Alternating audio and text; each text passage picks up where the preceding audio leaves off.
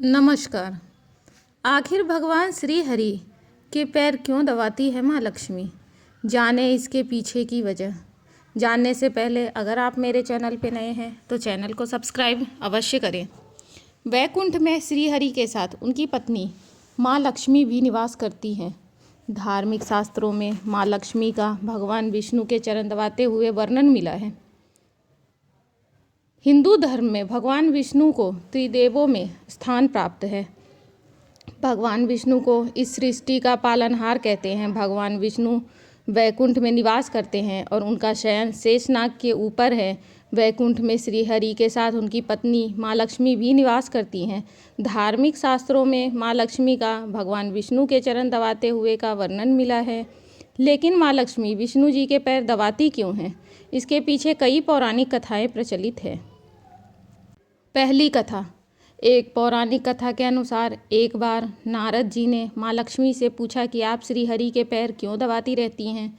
तब माँ लक्ष्मी ने बताया कि चाहे मनुष्य हो या फिर देवता, ग्रहों के प्रभाव से कोई नहीं बच पाया है। महिलाओं के हाथ में देवगुरु निवास करते हैं, जबकि पुरुष के पैर में दैत्य गुरु शुक्राचार्य निवास करते हैं। इसीलिए जब भी एक स्त्री पुरुष के चरण स्पर्श करती है तो देव व दानव का मिलन होता है और इससे धन लाभ होता है। इस कारण माँ लक्ष्मी श्री हरि के चरण दबाती रहती हैं।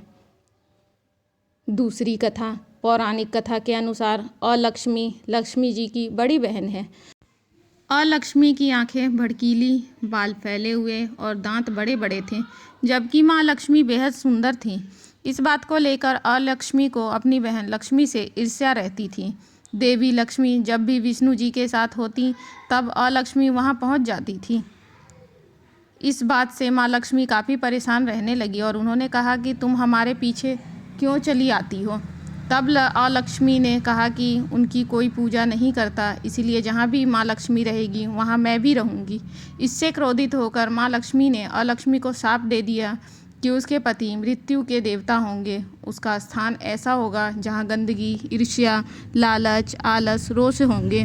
कहते हैं कि इस वजह से देवी लक्ष्मी अपने श्री हरि के चरणों को साफ करती रहती हैं ताकि अलक्ष्मी उसके पास ना आ पाए। कहा जाता है कि सौभाग्य और दुर्भाग्य एक साथ चलते हैं। ऐसे में दुर्भाग्य कई बार आपके जीवन में प्रवेश करने के मौके तलाशते रहते हैं और लक्ष्मी भी इसी तरह घर के बाहर बैठकर लक्ष्मी के जाने का इंतज़ार करती है। जहाँ पर गंदगी मौजूद होती है या लालच और ईर्ष्या होती है, वहाँ पर कलह और कलेश का वातावरण बन जाता है। इससे यह संकेत मिलता है कि घर में अलक्ष्मी का प्रवेश हो चुका है।